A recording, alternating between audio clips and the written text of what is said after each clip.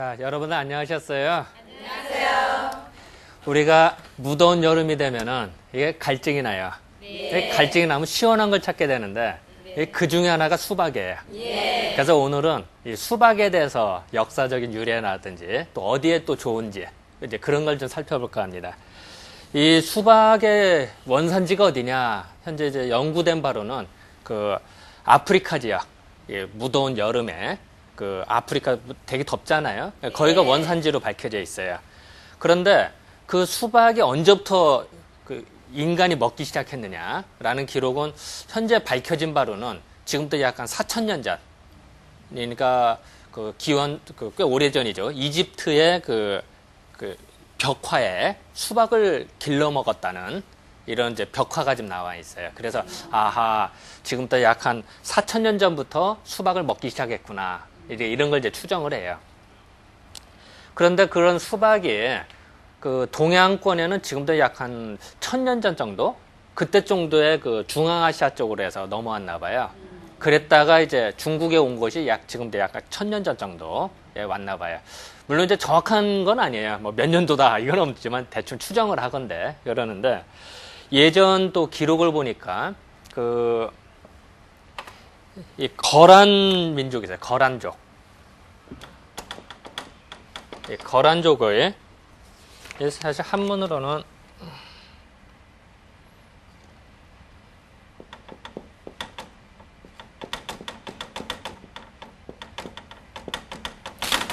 요걸 보면 이제 계단인데 이게 아니라 요거를 이제 예전에 이제 거란족. 그래서 거란족이 나중에 이제 요나라고 하는 나라를 만들죠. 근데 요 거란족이 지금에 따르면 위구르 쪽, 그러니까 중앙아시아 쪽의 몽고족 그쪽을 침략을 했대요.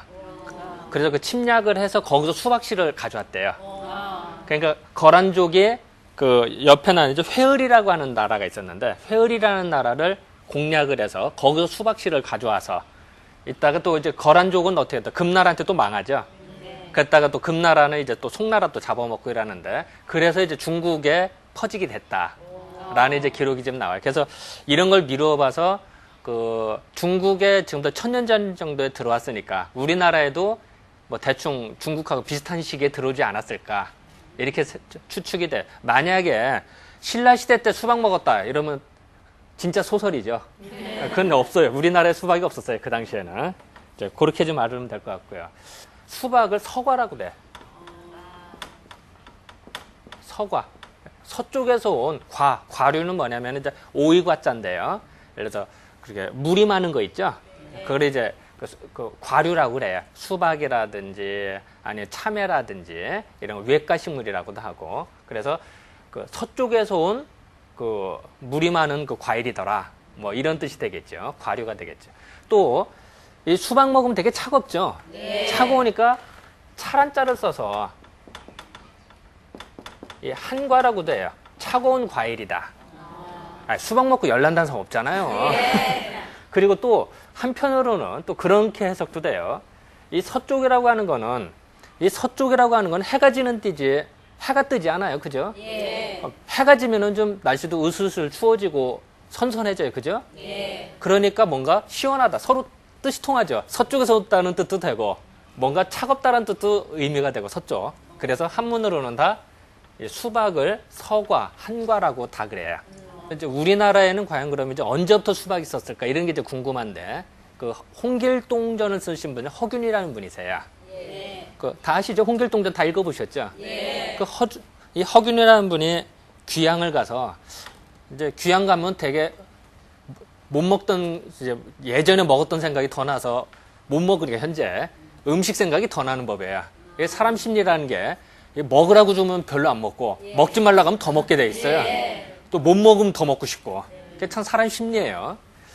그래서 이제 허균이라는 분이 그래서 이제 자기가 귀향 생활을 하면서 음식에 대해서 이제 기록을 남겼어요. 자기가 먹고 싶으니까 사실은. 그 중에서 이제 수박이 언제 왔냐. 그걸 기록을 이제 고려 때 홍다구라고 하는 장군이 있었대요. 그 홍다구라는 사람은 사실 이제 우리나라 사람인데 원나라로 귀화한 사람이에요. 쉽게 말하면 매국노예요. 홍다구가 이제 원나라의 앞제비가 돼서 이제 우리나라에 침공을 해요. 그리고 그 몽고 원나라가 우리나라를 점령하고 일본을 또 공격을 하죠. 그때 이제 홍다구라는 장군이 같이 수행을 해요. 물론 이제 산별초의 난이 일어났을 때 그걸 제압하러도 같이 와요. 그때 아마 홍다구라는 사람이 수박씨를 가져온 거 아니겠느냐라고 기록을 해요. 그때가 지금으로 따지면 약 한 1244년생이니까 이 사람이 약 한 800년 정도? 지금도 약 800년 정도의 그 우리나라에 수박이 좀 길러져 있지 않았을까라고 이제 추측을 해요. 그래서 일부 기록에는 이제 광주에 가면 무등산 수박이 있어요. 예. 그 무등산 수박이 바로 이 원나라에서 그 홍다구 장군이 심은 거다.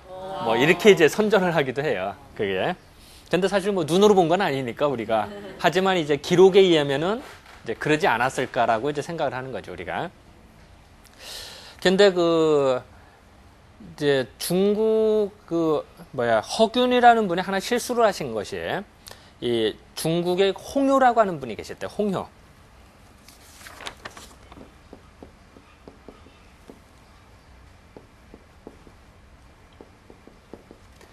이 홍효라고 하는 사람이 그러니까 송나라 남쪽 지역, 그러니까 송나라가 이제 그 패해서 금나라한테 배워서 남쪽으로 도망갔는데 거기에서 이제 금나라로 사신을 갔던 사람이에요. 그러니까 송나라 사람으로서 금나라에 이제 사신을 가면서 거기서 수박씨를 가져왔대요. 그런데 요때가 어떻게 되면 이 사람이 1888년에 태어나서 이때 사람이거든요. 그러니까 홍다구라는 사람보다 200년이나 앞섰던 사람이에요. 그런데 허균이라는 분은 중국에서 홍효라고 하는 사람이 금나라에서 수박씨를 가져온 것보다 우리가 더 빨리 가져왔다. 뭐 이런 기록을 남겨놔요. 사실은 이제 연대를 좀 착각하신 것 같아요. 예전에 아마 또 귀양 가서 못 먹다 보면은 또 착각하지 않았을까. 이제 이렇게 좀 생각이 좀 들어요. 예전에 제호관정이라는 수거가 있어요. 이 제호가 뭐냐면은 맛있는 술과 같이 맛있는 음료래요. 우리 먹고 나면 되게 시원하고 맛있는 거. 관정은 정수리 정자예요. 이 맛있는 음료수를 이 정수리에 관음하는 이제 들이붓다 이런 뜻이에요. 그러니까 맛있는 음료수를 시원한 걸 얼음덩어리 같은 얼음물 같은 거를 정수리에 물을 탁 씌웠듯이 얼마나 시원하겠어요. 그래서 수박을 먹고 났을 때 그 짜릿함, 그 시원함을 제호관정이다 이런 수고를 해. 그리고 또 물론 일이 잘 풀린다. 또 아니면은 정말 일이 멋있게 잘 됐다 이런 뜻도 쓸 수가 있겠죠. 상쾌하다 이런 뜻이 되니까. 또 우리가 감노쇠심이라고도 하는데 감노는 뭐냐면은 맛있는 이슬이 아니라 우리가 이제 맛있는 물이라든지 이런 감노수라고 해요. 갈증이 날 때 물 한 방울이 정말 맛있거든요. 이제 그거를 감노수라고 하는데 이 감노수가 이 심이라고 해서 심장이라고 해서 갈증 날 때 물 먹으면 짜릿한 게 찌릿거리죠. 그거를 이제 감노쇠심이다 이렇게 이제 표현을 해요. 그래서 옛날에 이제 수박은 먹고 나서 얼마나 시원하면은 이런 수거까지 만들어졌을까 이런 생각을 좀 해요. 그래서 그 수박을 더 따져서 우리는 한의학에서는 이거를 이제 백호탕이다라고도 표현을 했어요. 이 호가 호랑이 호자거든요. 호랑인데 이 한의학에서는 항상 이제 오행을 생각을 해보는데요. 목화 토금수에서 내가 중앙에 서 있으면 정면을 보면 이쪽이 남쪽이 되고 이쪽은 이제 동쪽이 되고 이쪽은 이제 서쪽, 이제 북쪽이 된다 이렇게 생각을 해요. 내가 이제 중앙에 서 있다고 생각하면 그러면 우리가 흔히 풍수질에서 좌청룡, 우백호 이런 얘기 들어보시죠? 이 좌청룡이라고 하는 게 내가 여기 서 있으면 왼쪽이 되겠죠? 내가 서 있다고 생각해보요. 그죠? 정면이 앞쪽이니까. 그럼 왼쪽이 왼쪽이 되겠죠? 왼쪽. 청룡, 용이죠, 용.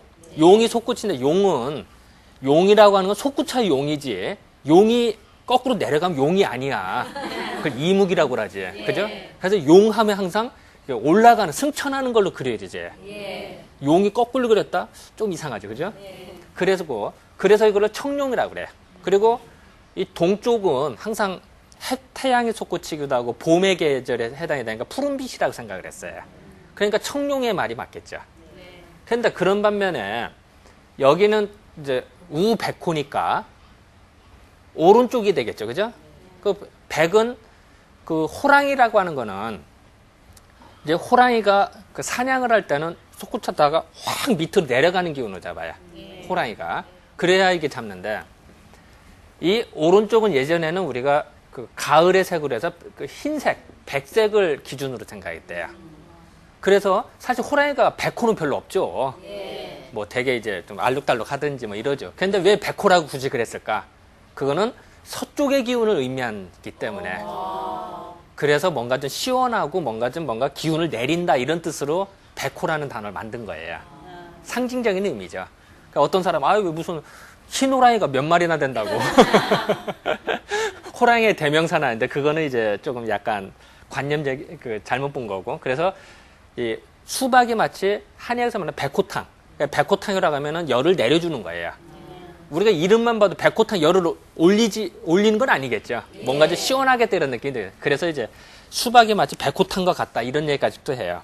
근데 한여름철에 수박을 잔뜩 먹어봐요. 어떻게 될까요? 배가 차갑겠죠. 배가 차가우면 어떻게 돼요? 설산하겠죠. 그러니까 그 가을에 이제 찬바람 분다 이러면 이질설사에 잘 걸려요. 그래서 예전부터 한여름철에 수박 많이 먹으면은 안 된다 이런 얘기라. 또 속이 차가운 사람은 더 안 좋겠죠. 우리가 생각할 때는 이제 속이 차가운 사람들이 이제 사람 중에 이제 소음인들이 더 속이 냉하다고 생각을 해요. 그러니까 소음인들은 수박을 먹는 게 좋을까요? 아니면은 먹어도 조금만 먹는 게 좋아요? 조금만 먹는 게 좋아요. 잔뜩 먹으면 별로예요. 근데 태음인들은 열이 많거든요. 또 소양인도 그렇고 이런 사람들은 수박을 많이 먹어도 뭐 괜찮은데 소음인들은 이제 잔뜩 먹었다는 좀 곤란하죠.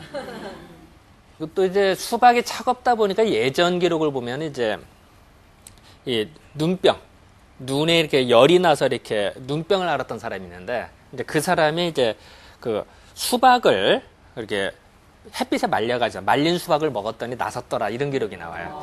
의학 기록에 보니까. 왜 그런 게 생각을 했을까요? 이 눈병이라고 하는 건 열나서 생긴 게 대부분이에요. 차가운데 눈병 걸리겠어요. 되게 열나서 생겨. 또 눈병 걸리면 또 열이 또 화끈화끈거려요. 그래서 뭔가 시원한 기운으로 뭔가 이걸 기운을 내리지 않았을까. 그래서 써먹지 않았을까. 이래서 생각을 해요. 물론 이제 지금은 이제 다른 방법들은 많죠. 치료하는 방법이. 이거 이제 1000년 전 기록이 그래요. 병이 생기면은 또 그 치료 방법도 그 옆에 있대요. 그래서 수박 먹고 체하잖아요. 그 수박 씨를 먹으면은 체기가 없어져요. 그러니까 병이 생긴 거 바로 옆에 치료약이 있듯이 수박 먹고 체하면은 수박 씨를 먹었다 이런 기록이 나와요. 그런 것도 참 재미있고요. 또 이런 입안에 같은데 이제 이런데 종기 나는 사람들이 있어요. 그래서 종기 나는 것도 결국은 이제 우리가 생각할 때 이제 열이 난다고 생각을 하는 거거든요. 그런 것도 이제 수박 껍질을 이제 예전 기록에 이제 불에다 태웠다가 그 젤을 이제 입안에다 머금어서 치료했다 이런 기록이 나와요. 그런 이치도 결국은 그 종기라든지 이런 열이 나는 거를 수박의 그 차가운 기운을 열을 내려주려고 하는 이제 그런 이치로 이제 사용을 했던 거겠죠. 예전에. 이 수박은 보면은 또 하나 보면 참 욕심쟁이 같아요. 수박을 기를 때 예전 기록에도 보면은 지금도 그렇습니다. 거름을 많이 줘요, 수박. 그리고 수박 옆에는 참 양분을 다 빨아들여요. 그래서 이제 인분도 많이 주고 이래야 되는데 예전에도 보면 이제 수박을 더 맛있게 하려면은 이 구더기를 파서 한 군데는 인분을 좀 넣고 또 한 군데는 그 설탕물 있죠. 그걸 또 넣었대요. 그럼 이제 그 기운을 또 수박이 또 다 빨아들여서 이제 맛있는 수박이 됐다. 이제 이런 기록이 이제 청장관전서라고 지금도 약간 200년 전 책이 있어요. 거기에 이제 그런 기록이 나와요. 또 그런 기록도 나오고 또 재밌는 거는 이 수박을 기를 때 이 박에다가 이제 접을 붙이는데 이제 수박 자체는 이게 뿌리가 약해서 잘 썩어요. 그래서 이제 박에 접 붙이는 게 좋은데 이 박을 3개를 심고선 3개를 심으면 이제 줄기가 나올 거 아니에요? 그 줄기를 도중에 묶어버려요. 물론 이제 껍질을 벗긴 다음에. 그럼 이제 뿌리는 3개인데 줄기는 하나가 되도록. 이제 그렇게 해서 이제 박을 뭐 엄청나게 크게 만들었다. 이런 기록도 좀 나오고요. 그래서 제가 이제 뭐 두서없이 이런 얘기 저런 얘기 했습니다만 이 수박이라고 하는 거는 그 차가운 성격으로서 열을 내려준다. 그러니까 술 먹으면 열이 나요. 그죠? 술 먹고 난 다음에 수박 한 조각 먹으면 정말 맛있어요. 그래서 주독을 풀어준다 이런 기록도 나와요. 실질적으로 주독을 풀어줘요. 머리도 맑아지고.